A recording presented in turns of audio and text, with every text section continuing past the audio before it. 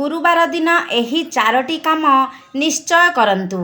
ଆପଣଙ୍କ ଭାଗ୍ୟ ବଦଳିଯିବ। ଜାଣିବା ପୂର୍ବରୁ ମା ଲକ୍ଷ୍ମୀଙ୍କର ଭକ୍ତଗଣ ଚ୍ୟାନେଲଟିକୁ ସବସ୍କ୍ରାଇବ୍ କରି ଭିଡ଼ିଓକୁ ଗୋଟେ ଲାଇକ୍ ନିହାତି କରିଦିଅନ୍ତୁ। ଯଦି ଆପଣ କୌଣସି ବି ସମସ୍ୟାରେ ଚିନ୍ତିତ ରହୁଛନ୍ତି, ଯାହା ଦାମ୍ପତ୍ୟ ଜୀବନକୁ ନେଇ ହେଉ କିମ୍ବା ସନ୍ତାନ ସମ୍ବନ୍ଧିତ ସମସ୍ୟାକୁ ନେଇ ହେଉ କିମ୍ବା ଧନଜନିତ ସମସ୍ୟା ହେଉ, କୌଣସି ବି ପ୍ରକାରର ସମସ୍ୟା ପାଇଁ ଗୁରୁବାର ଦିନ ଏହି 4ଟି କାମ କରିବା ଆରମ୍ଭ କରିଦିଅନ୍ତୁ। 100% ଭାଗ୍ୟ ବଦଳିଯିବ। ତ ଆପଣ କ'ଣ କରିବେ ନା, ସର୍ବପ୍ରଥମେ ଗୁରୁବାର ଦିନ ଯେତେବେଳେ ସକାଳୁ ସ୍ନାନ କରିବେ, ସେହି ସ୍ନାନ ଜଳରେ ଅଳ୍ପ ହଳଦୀ ମିଶାଇ ସ୍ନାନ କରନ୍ତୁ। ଦ୍ୱିତୀୟ ନମ୍ବର କାମ ହେଉଛି ଗୁରୁବାର ଦିନ କଦଳୀ ଗଛକୁ ପୂଜା କରନ୍ତୁ। ଜଳରେ ହଳଦୀ ମିଶାଇ ସେହି ଜଳକୁ କଦଳୀ ଗଛରେ ଅର୍ପଣ କରିବେ।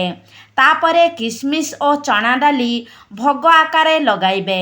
ତାପରେ ଓମ୍ ନମଃ ଭଗବତେ ବାସୁଦେବାୟ ନମଃ ଏହି ମନ୍ତ୍ରକୁ ଜପ କରିବେ। ତୃତୀୟ କାମଟି ହେଉଛି ଜଳରେ ହଳଦୀ ମିଶାଇ ଗୁରୁବାର ଦିନ ଆପଣଙ୍କ ଘରକୁ ଛିଞ୍ଚନ କରନ୍ତୁ। ଚତୁର୍ଥ କାମ, ଗୁରୁବାର ଦିନ ହଳଦୀରେ କେଶର ମିଶାଇ ଆପଣଙ୍କ ମଥାରେ ଅବଶ୍ୟ ଲଗାନ୍ତୁ। ଯଦି କେଶର ନାହିଁ ତ ଖାଲି ହଳଦୀ ବି ମଥାରେ ଲଗାଇ ପାରିବେ। ଏହି 4ଟି କାମ ପ୍ରତି ଗୁରୁବାର ଦିନ କରନ୍ତୁ। ଦେଖିବେ ନିଶ୍ଚିତ ଆପଣଙ୍କ ଭାଗ୍ୟ ବଦଳିବାକୁ ଲାଗିବ।